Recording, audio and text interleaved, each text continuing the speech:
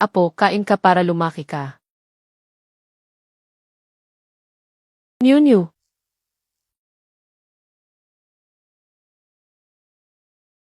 Ma, ano to? Bakit nasa sahig si Niu? Pagkain niya to, bakit nasa mangkok niyo? Ingay mo. Gutom bata, malinis naman sahig. Gusto niya sa sahig, anong magagawa ko? Grabe ka, parang galit ka pag uwi mo. Anak mo tong makulit, kami pa may sala? Binili ko to. Pumila pa ko ng 1 oras dyan. Para kay Niu yan. Bakit mo pinakain sa anak mo, habang gulay lang sa anak ko? Ate, di ko gusto yung sinabi mo. Anak nyo. Pamilya tayo, huwag kang madamot. Isa pa. Pampalaki yan sa lalaki, okay lang gulay sa bata. May bitamina ang gulay, alam mo ba yun? Sabi ni Lola, akin lang to, wala ka. Ma, ikaw ba nagsabi sa bata? Sino bumili ng bahay? Kanino nakapangalan? Kaninong lupa to? Sino nagpatira sa inyo? Ako. Bakit? Di ka nga makabuo ng lalaki. Tapos narenta nila, dito na lang sila.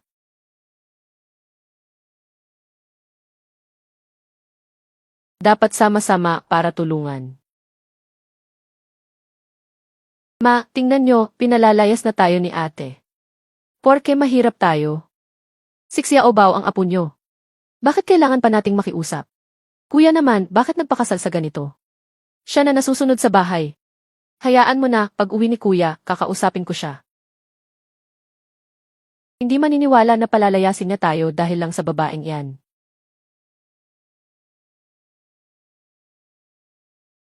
Baliw ka na. Makinig kayo, akin tong bahay, binili ko bago ikasal. Pangalan ko lang ang nakalagay sa titulo. Bawat brick dito, pera ng pamilya ko. Gustong tumira ng Lu? Bayaran niyo ko.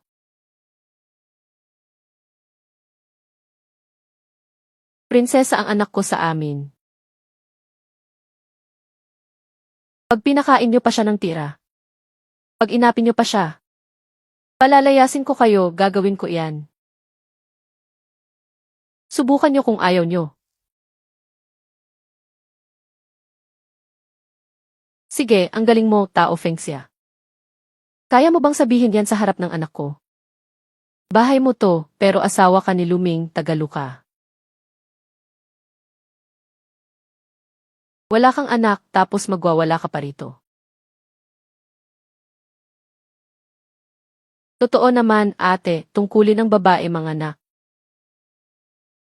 Dahil babae anak mo, ganyan ka nakaarte. Siksya o baw ang tagapagmana ng mga Lu.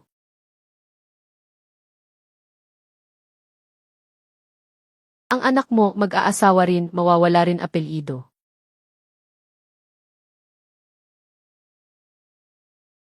Ate, magkwenta tayo. Pag asawa mo sa Lu, asawa ka na nila. Pera ng pamilya mo, dapat sa Lu na rin. Sabi nga, ang babae, parang tubig na itinapon. Pera ng magulang mo, sa pamangkin din yan. Kay Xiaobao yun, di ba? Maging mabuti ka na lang sa amin. Paglaki ni Xiaobao, siya mag-aalaga sa'yo. Yung anak mong babae, pag-asawa, limot ka na. Sabi ni Nana, akin daw tong bahay. Bata ka pa, wala kang share.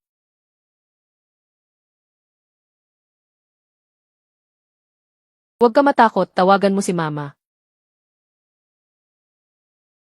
Sige, tawagan mo para malaman ng tatay mo. Sino ng manugang ang nagpapalayas ng biyenan? Kahit ano nang sabihin mo, mali ka.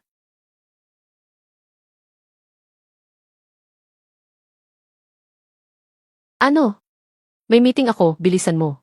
Umuwi ka ngayon din. Ano na naman? Busy ako, daming reports, may client pa mamaya. Akala mo ba tambay ako? Mamaya na natin pag-usapan yan. Anak, wag mo siya pakinggan, okay lang ako. Asikasuhin mo na trabaho mo. Nag-iinarte lang asawa mo, kaya ko na to. Kaya ko. Fengjia, bakit mo inaaway si Mama? Matanda na siya, di mo ba mapagbigyan? Hindi ako ikaw. Diretsuhin mo ako, wag mong idamay si mama. Luming, makinig ka. Wala akong paki sa reports o say mo. Sa loob ng 20 mins, dapat nasa harap kita. 20 mins lang. Tatawagan ko si Papa agad. Wag mo ko takutin kay Papa. Wag kang makialam sa trabaho ko.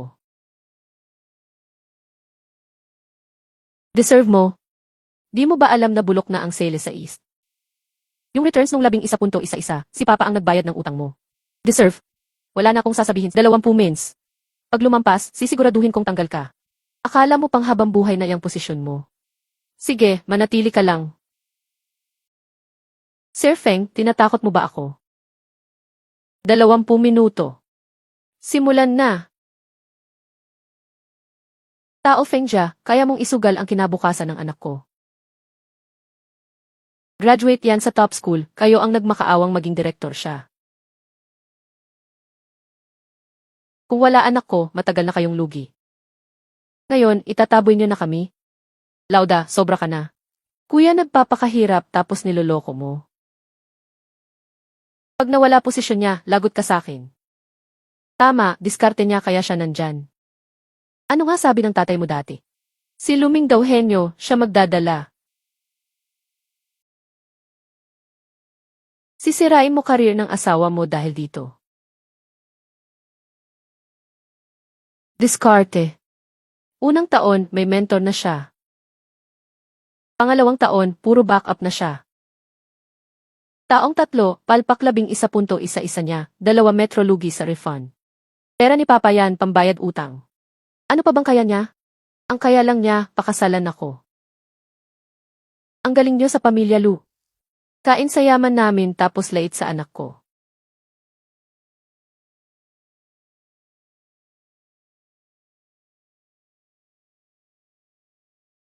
Anong nangyari? Fengxia. Ano ba iyan? Anak. Anak, nakauwi ka na. Kung di ka umuwi, palalayasin na kami. Hindi ko na kaya yang asawa mo. Basag ulo, mura sa kapatid mo't asawa niya, pati ako. Sabi niya, kanya raw tong bahay. Pulubi raw kami, nakikikain lang sa kanya. 6 na po na ako, minura pa ng asawa mo, wala na kong mukhang ihaharap. Kuya, di mo lang nakita. Pagpasok ni ate, nagwala, binato yung badha jumps over the wall. Sabi ko, ang mahal nun. Kung di mo kakainin, wag mong sayangin. Si nanay nagpasok sa tin, pamilya tayo, kailangan ba to? Kuya, kapatid mo ko. Pa-expire na rent ko, dito lang muna, ganyan na agad siya. Ma, naging direktor ka lang, kinalimutan mo na kapatid mo. Dapat pala sa kalsada na lang ako natulog. Fengxia, anong nangyari sa'yo? Alam mo ba presyo ng badha jumps over the wall? Bakit kailangan mag-iskandalo? Tita, pagpasok mo, hindi mo man lang tinignan anak mo. Hindi mo man lang tinanong kung bakit madumi siya o kung kumain na siya. Ang tinanong mo lang ay presyo ng pagkain. Tignan mo, ano bang kinain ng anak mo kaninang tanghalian? Nakadapa, kumakain ng malamig na gulay. Pinapakain ng nanay mo ng baka ang pamangkin mo. Hipon at soup, sinusubuan niya. Pagkain ni Unyo, kinain ng apo niya. Sabi pa ng nanay mo, di deserve ni Unyo ang masarap. Tita, pamilya ba ang turing niyo sa amin? Ma, pagod lang si nanay sa pag-aalaga. Kailangan ba talagang magalit at ipatanggal ako sa trabaho? Hirap kaya mag-alaga ng apo. Ginagamit mo pa tatay mo. Anong ibig mong sabihin? Graduate ng top school anak ko, swerte niyo sa kanya. Kung wala si Luming, di aangat kumpanya niyo, di ba? Alipin na si kuya sa inyo. Tapos sisibakin niyo lang siya. Ate, tiwala si Papa kay kuya sa kumpanya. Ano na lang iisipin ni Papa sa ginagawa mo? Kuya, totoo lang, wala kang say dito. Lahat ng desisyon galing sa mga tao. Hahayaan mo na lang ba natapakan ka niya? Ngayon, trabaho mo ang banta, bukas, palalayasin ka na. Kahit siya bumili ng bahay, ano naman? Asawa mo siya, ikaw ang hari ng bahay na to. May asawa bang inuutusan ng misis? Fengxia, sobra na iyang pagsumbong kay dad. Ayusin natin to sa loob ng bahay. Bakit pati trabaho, dinamay mo? Ikaw may gawa nito, Luming, aminin mo. Kanino yung 3 kliyente sa East? Kay dad yun, mga kaibigan niya. Sino nagtayo ng system? Team ni Dad. Sarap ng buhay mo, direktor lang, feeling magaling na. Tama na. Para kanino ba pagod ko sa trabaho? Para sa pamilya natin. Harap kina nanay at Kyangzi, ano ba talaga gusto mo? Para sa pamilya? Pinatira mo kapatid mo, inangkin paggamit ko. Luming, ikaw ba talaga ang lalaki sa bahay na to? O sunod-sunuran ka lang sa pamilya nyo? Hoy! Sino minura mo? Anong problema? Dapat sumunod ang babae sa lalaki. Mayaman tatay mo, so what? Anak mo, nakatira sa bahay ko, gamit kotse ng tatay ko. Pera ko pa pinangsweldo sa'yo. Pamilya nyo, nakatira sa bahay ko. Kain-inom nyo, sagot ko. Ngayon, sasabihin nyo, walang kwenta pera. Yabang nyo, porke may pera. May pera, kaya mayabang. Di ka ba kung ayaw mo, lumayas ka, wag kang mag-squatter dito. Di mo alam kinikita ng asawa mo. Tao Fengxia, ulitin mo nga. Wag mo ko idamay sa kuya ko. Tao Fengxia, tama na yan. Luming, makinig kang mabuti. Ayaw mo sa pera namin, di ba? Yang suot mong suit, pera ng tatay ko pambili.